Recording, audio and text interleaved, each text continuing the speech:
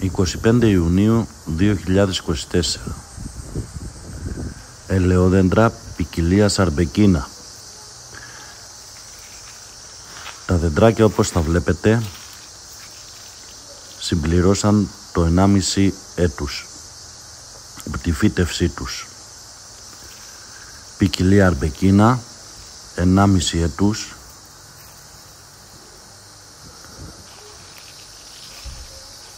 Περιοχή Ρόδος, 25 Ιουνίου 2024.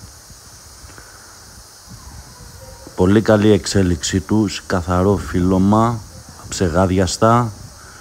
Γίνονται διαφυλετικές εφαρμογές, όπως έχει γίνει και οργανική ουσία στο έδαφος. Το δέσιμό της πολύ καλό.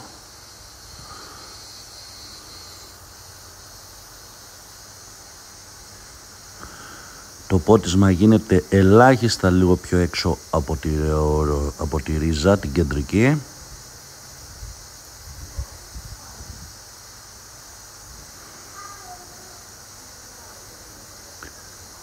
Ελιά ποικιλίας αρμπεκίνα.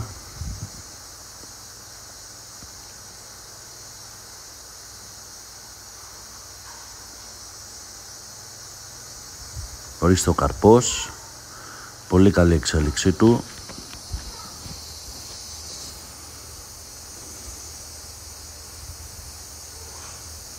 Η ανάπτυξη των δέντρων σε ικανοποιητικό επίπεδο.